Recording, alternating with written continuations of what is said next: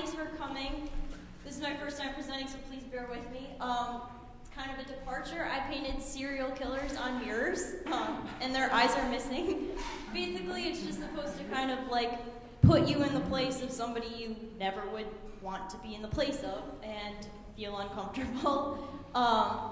They don't photograph great, unfortunately. You can kind of see me in the pictures.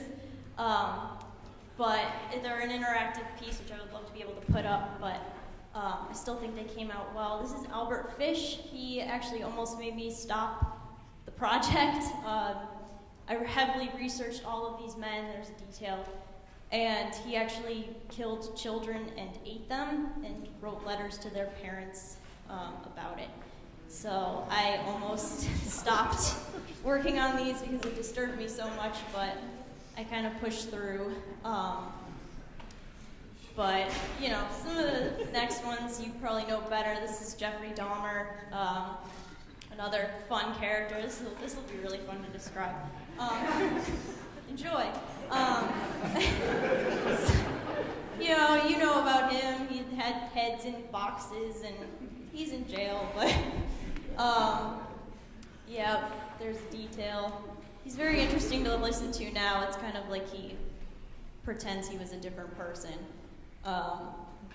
But really, I'm a painter. I'm at UVM right now.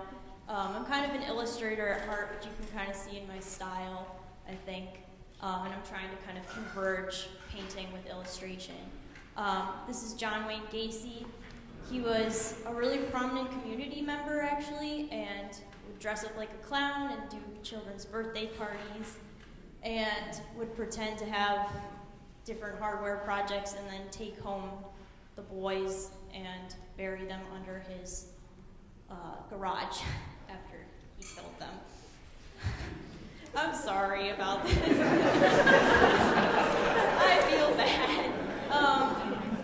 But, it's another one of those fun things like obesity, I guess. And little fish and big ones. And then there's our favorite Ted Bundy, the attractive one, who I didn't actually know a lot about him, but apparently he would feign broken limbs and get help from young women, putting things in his cars and stuff, and would take them. One girl actually escaped, which I thought was pretty cool, and she was one of the ones who helped find him in the end. But yeah, that's Ted.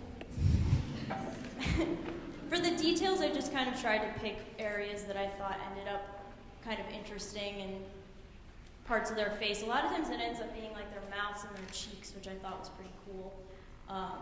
We have one woman in this series who is actually pretty interesting. This is the second set.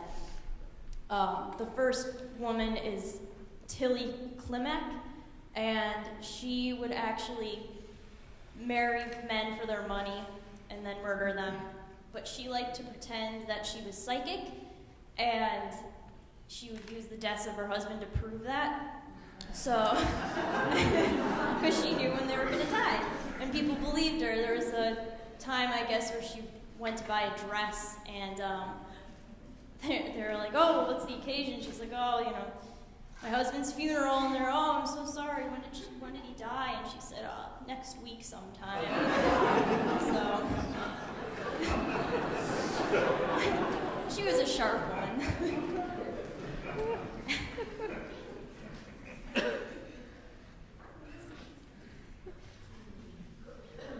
And then we have Ed Gein, who was a big influence on a lot of filmmakers. He was the influence for Norman Bates in Psycho, and also for the character in Hannibal, or in Silence of the Lambs. I actually forget his name, not Hannibal Lecter.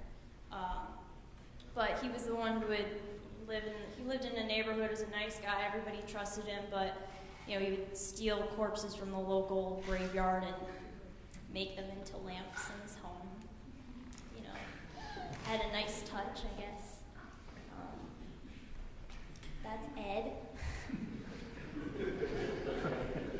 Yeah, I'm kind of intimately acquainted with them now, which is a little frightening. This is H.H. Holmes. He went by a couple of different names, would call himself a doctor. This just came to my attention. They're making a movie about him with Leonardo DiCaprio as him now.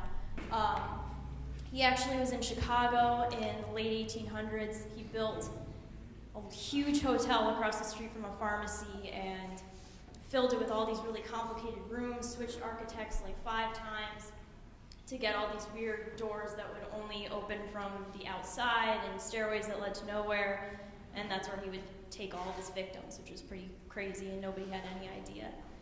And then the last one's David Berkowitz, the son of Sam Killer, who scared a lot of people in New York around the time when my mom was a young woman in Connecticut. She said she had heard a little bit about it and was kind of a little bit scared. She has brown hair like me, so I don't know if you know he targeted brunettes, but it caused a lot of people to go out and get blonde wigs and wear them, but apparently he murdered because he believed his neighbor's dog was the devil incarnate and was talking to him. So, later he tried to say that he wasn't crazy and he was making that up, but as an excuse.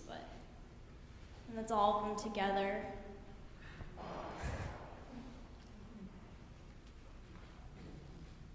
So I just tried to have some fun with it. I mean, it's not it's not exactly a fun subject matter, but and there's me. I thought I'd throw one in there just because it was impossible not to do it.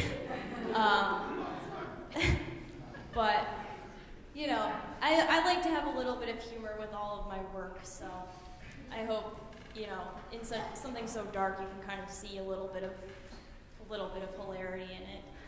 Thanks.